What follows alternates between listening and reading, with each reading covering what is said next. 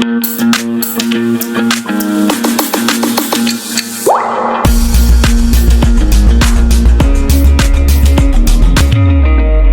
the Constituent Assembly of India, ठीक है। देखिए, कॉन्स्टिट्यूएंट असेंबली मतलब कॉन्स्टिट्यूशन जिसके लिए बनाया गया, कॉन्स्टिट्यूशन बनाया गया, ठीक है, जिसने बनाया वो असेंबली। असेंबली मतलब क्या होता है बेटा? असेंबली समझते हो सब? A group. Very good, very nice. A group is the answer, ठीक है। तो समझिएगा मेरी बात। इंडिया में मैंने आपको बताया था कि इंडिया इंडिपेंडेंट हुई ऑन 15th अगस्त 1947। कितने ऐसे बच्चे हैं जिसको इस डेट के बारे में कुछ नहीं पता, जो कहते हैं कि हमें तो पता ही नहीं था कि इंडिया इस दिन इंडिपेंडेंट हुई थी, ठीक है। तो चलिए, ये मुझे पता है कि सबको पता है, ठीक है। 15 अगस्त 1947 को India got freedom. India got freedom. बेटा जो बताऊंगी वो नोट करिएगा। फ्रॉम ब्रिटिश इंडिया, मतलब ब्रिटिश इंडिया से ब्रिटिश जो नॉर्मल इंडिया हुआ, ठीक है। अब प्रॉब्लम क्या हुई कि हम फ्रीडम तो हमें मिल गई, ठीक है, बट वही सेम थिंग मैंने आपको जो फंडामेंटल राइट्स में बताया था कि हमारे पास एक फंडामेंटल राइट है, राइट टू फ्रीडम, ठीक है। बट राइट टू फ्रीडम कितना लिमिटेड होना चाहिए, मतलब कितनी लिबर्टी होनी चाहिए, वो बहुत जरूरी है। समझ आई? मतलब हम इंडिया तो बन चुके थे, बट हमारा कोई बॉर्डर नहीं था, हमारी कोई क्या कहते हैं, मतलब कि ओके ओके कोई बात नहीं, लेकिन ठीक है, हमारी कोई क्या कहते हैं कोई टेरिटरी नहीं थी, ठीक है। हम इंडिपेंडेंट जरूर थे, but we are not a country, ठीक है। हम एक यूनाइटेड कंट्री नहीं थे। हमारे इस केस में क्या था कि सारे के सारे जो है राजा थे, बहुत सारे लोग थे, ठीक है। अब जैसे मैं बताती हूँ आपको, फॉर एग्जाम्पल छोटे छोटे स्टेट्स प्रोविंसेस थे, ठीक है। उसमें से क्या था बेटा, कुछ आपके स्टेट प्रोविंसेस थे जो कि आपके कह सकते हैं जो राजा वगैरह जो चला रहे थे, ठीक है। कुछ आपके ब्रिटिश प्रोविंसेस थे, ठीक है। अब हो क्या रहा था कि अब ये जैसे ही इंडिया इंडिपेंडेंट हुआ तो जो ब्रिटिश प्रोविंसेस थे वो तो फ्री इंडिया के अंदर आ गया। समझ आई मेरी बात? पर जो बचे हुए प्रोविंसेस थे, अब छोटी छोटी जगह है, जैसे मैं आपको बताऊं, अगर आप कहीं भी जाओगे, इंडिया के किसी भी पार्ट में जाओगे, तो वहां पे आपको एक राजा मिल जाएगा, लोकल राजा। आप कहीं जाते हो, कहीं किसी जगह से बिलोंग करते हो, तो वहां पर एक लोकल राजा रहा होगा अपने टाइम पर। सुना होगा आपने कि इनकी फैमिली जो है वो इनकी फैमिली में यहाँ पे इस वाली जगह पे ना एक फोर्ट हुआ करता था, ये सब चीजें हुआ करती थी, ठीक है। तो इतने सारे लोकल लीडर्स की वजह से प्रोविंसेस का जो नंबर था वो बहुत था, और वो सारे के सारे अपने आप को वो रिजिड थे, वो नहीं चाहते थे कि हम इंडिया के अंदर मर्ज हों, ठीक है भाई। क्यों नहीं मर्ज होना चाहते थे? अगर वो इंडिया के अंदर मर्ज हो जाएंगे तो वो राजा नहीं रहेंगे ना। समझ आई? वो चाहते थे कि हम छोटा सा, हम लोग चार घर का ही राजा बने, पर हम राजा बनेंगे, क्योंकि उनको एक राजा बनने का शौक था, ठीक है। मतलब एक फ्रीडम चाहिए थी उन्हें फ्रॉम द इंडिया। वो चाहते थे कि हम फ्री अपनी स्टेट को जो है अपने तरीके से चलाएंगे, हम अपने राजा बनेंगे अपने स्टेट के, और इस तरीके से हो। समझ गए सब? ओके। चेतन पाल, गौरव, हिमांशु, मोक्ष, धवनी, ठीक है। तो हमें कॉन्स्टिट्यूशन बनाने की जरूरत थी। कॉन्स्टिट्यूशन मतलब अ सेट ऑफ रूल्स जो कि हर एक इंडियन के लिए, हर एक सिटीजन के लिए, हर एक क्या कहते हैं, क्या कह सकते हैं, हर एक रिलीजन के लिए, मतलब सबके लिए क्या हो बेटा, एक कॉमन हो, ठीक है। एक बात को ध्यान सुनिएगा, बड़ी क्लासेस में आपको समझ आएगा, ठीक है, कि इंडिया के अंदर जो कॉन्स्टिट्यूशन था उसको बनाना बहुत बहुत ज्यादा डिफिकल्ट था, ठीक है।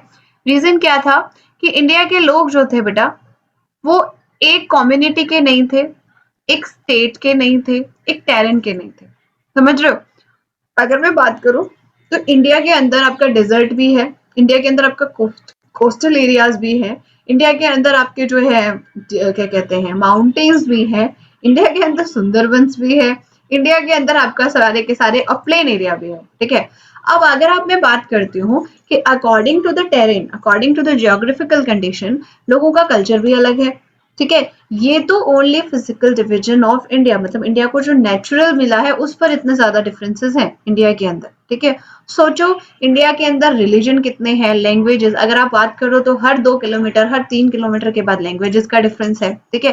फिर लोगों के अंदर एक तरीके का, मतलब अगर हम बात करें कि इंडिया के अंदर constitution banana is like just very difficult work, ठीक है, क्योंकि वो एक ऐसा टास्क था जहाँ पर different religion, different culture, different क्या कहते हैं ओपिनियन, मतलब लोगों के अंदर किस बात पे लड़ाइयाँ होती थी पहले कि यार हम तो अपने लैंग्वेज के बेस पे अपना स्टेट बनाएंगे, ठीक है। कॉन्स्टिट्यूशन बनने के बाद भी बहुत सारे पंगे रहे, पता है आपको। अब तक इंडिया को हम लोग अभी भी, अगर मैं आपको एक्चुअली बताती हूँ, तो अभी भी उत्तर प्रदेश के बारे में सुना है सबने? उत्तर प्रदेश सुना होगा सबने। उत्तर प्रदेश तो एक फेमस स्टेट है इंडिया का। तो अभी भी बात करो तो इंडिया के जो उत्तर प्रदेश है उसी को, वहाँ उत्तर प्रदेश में भी थ्री ऐसे टाइप, जैसे कहते हैं कि वेस्ट यूपी, ठीक है, ईस्ट यूपी, ठीक है, और एक मिडल यूपी। मतलब ऐसा बोला जाता है कि कुछ लोग कहते हैं कि भाई वेस्ट यूपी को अलग कर दो बिकॉज ये बिल्कुल अलग है, ठीक है। जो आपका गोरखपुर है और ये वाला जो साइड है वो कहते हैं हमारा अलग कर दो, हम बिल्कुल अलग हैं, हम पूर्वी हैं, ठीक है। तो इस तरीके से उस टाइम पे बहुत था। उस टाइम पे जो है एक भी तरीके से किसी भी कंडीशन में इंडिया नहीं थी। We are not actually India. हमारी टेरिटरी भी डिफाइन नहीं थी कि कितने कितने स्टेट हैं, क्या कहते हैं, कितने टोटल स्टेट्स हैं, ये समझ लीजिए। समझ आ गया सबको? ठीक है। तो इसका कॉन्सेप्ट ऐसा नहीं था कि हम 15 अगस्त 1947 में तो हम लोग इंडिपेंडेंट हो गए थे, बट आइडिया ऑफ कॉन्स्टिट्यूशन, मतलब कॉन्स्टिट्यूशन बनाना है, ठीक है, उसका आइडिया जो है वो सबसे पहले 1934 में ही दिया गया था। एकदम से नहीं सोचा जाता बेटा ऐसी चीजें, ठीक है। इसका आइडिया एम एन रॉय ने फर्स्ट प्रपोज किया, that idea of constituent assembly. अब असेंबली का क्या मतलब है? मैंने आपको बताया कि मेरा मन किया, मैंने कॉन्स्टिट्यूशन बना दिया। It is possible? नो। हमें कॉन्स्टिट्यूशन बनाने के लिए हर तरीके की चीजें देखनी थी, हर सेक्टर को देखना था, हर फील्ड को देखना था। और हमारे केस में क्या था बेटा कि इंडिया जो थी अ, वो बहुत सारे फ्रैगमेंट्स में डिवाइडेड थी, ठीक है। तो एक या दो लोगों से नहीं होने वाला था। इसके लिए हमें एक पूरी की पूरी असेंबली चाहिए थी, जो कि लोग ही चुनने वाले थे। समझ आई मेरी बात? एक असेंबली जो कि पूरी तरीके से इंडिया को हर फील्ड में, ठीक है, वो कर सके, ठीक है। हाँ जी, आपको नोट करना है बेटा, ठीक है। तो सबसे पहले आइडिया दिया गया एम एन रॉय ने, ठीक है, फर्स्ट इन 1934। तो 1934 में कॉन्स्टिट्यूशन या कॉन्स्टिट्यूएंट असेंबली बनाने के लिए आइडिया दिया गया। असेंबली होगी, ग्रुप ऑफ पीपल होंगे, तभी तो हमारे पास क्या होगा बेटा?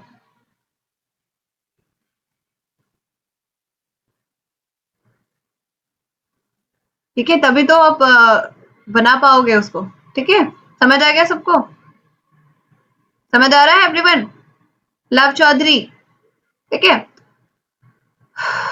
ठीक है। हाँ जी बेटा, बिल्कुल। और उसके बाद आप मानोगे, the demand was taken up by the Congress party इन 1935। ये इतना इंपॉर्टेंट नहीं है। 1934 में एम एन रॉय ने फर्स्ट प्रपोज किया idea to form the constituent assembly to form a constitution, ठीक है।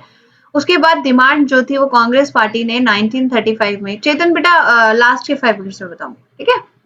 तो 1935 में ऑफिशियल रखा। Congress was the first national party of our country.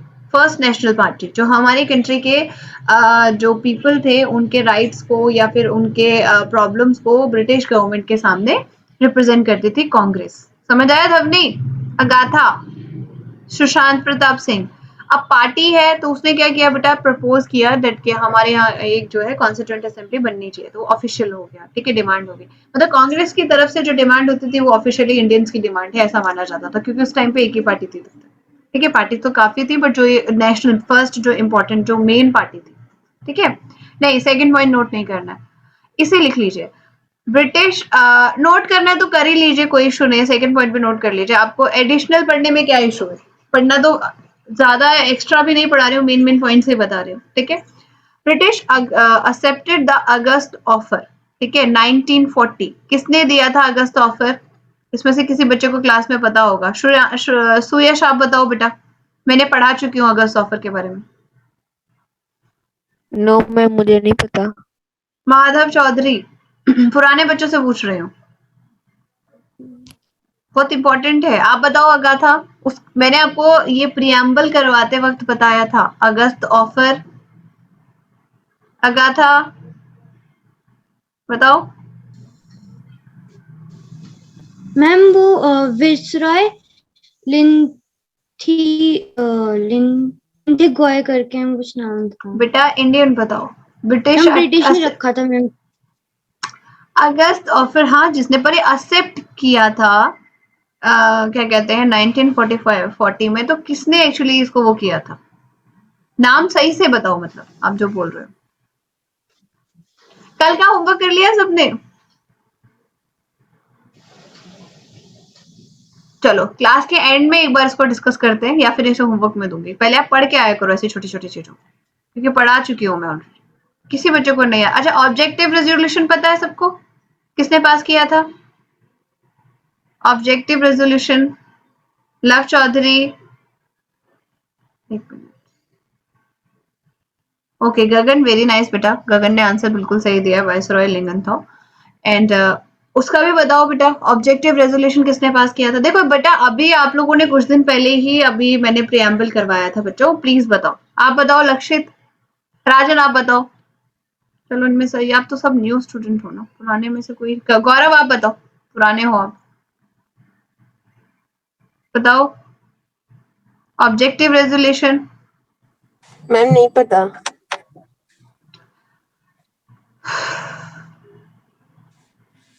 ऐसा करो, आज पढ़ के आइएगा अगस्त ऑफर और ऑब्जेक्टिव रेजोल्यूशन, दोनों ही इंपॉर्टेंट है, ठीक है? पढ़ के आइएगा। एक छोटी छोटी ये पढ़ा चुकी हूँ, एक बार और रिवाइज करके आइए। चलिए, सो नेक्स्ट वन हम पढ़ते हैं आगे। अंडर द कैबिनेट मिशन का पास हुआ था बेटा 1946 में। हम एक बार और, जब हम लोगों ने अभी हमने इंडियन फ्रीडम स्ट्रगल पढ़ा था, जब उसमें बताया था कैबिनेट मिशन, माउंटबेटन प्लान, ठीक है, सारी चीजें बता रखी है, ठीक है, इसलिए अभी मैं डिस्कस नहीं कर रही हूँ। बाद में मैं आपको दोबारा एक बार कराऊंगी तब बता दूंगी, ठीक है।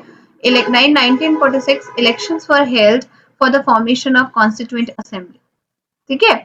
तो कॉन्स्टिट्यूएंट असेंबली के लिए इलेक्शंस हुए, ठीक है।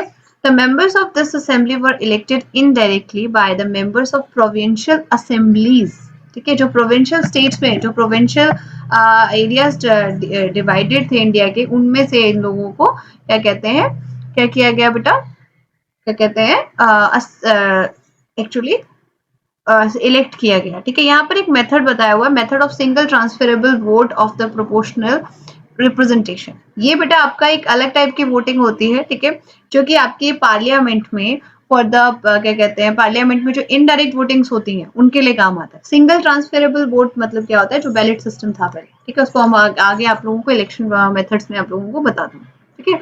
The Constituent Assembly was formed for the purpose of writing a constitution for independent India, ठीक है। तब तक हम उसको इंडिया नहीं कहते थे, इंडिपेंडेंट इंडिया कहते थे, क्योंकि वो रिपब्लिक नहीं था, ठीक है। 15 अगस्त 1947 को वो एक इंडिपेंडेंट कंट्री थी, बट रिपब्लिक नहीं थी, ठीक है। रिपब्लिक कल होगी कल रिपब्लिक डे है ना, ठीक है।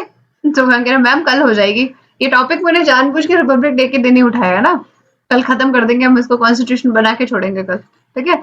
तो 26 जनवरी आपका 1950, ठीक है, आप इंडिया जो है आपका रिपब्लिक बना था। Very good. हाँ जी अगाथा, ये चीज मैं डिस्कस कर चुकी हूँ, एक बार और करूंगी। वेरी गुड, ठीक है।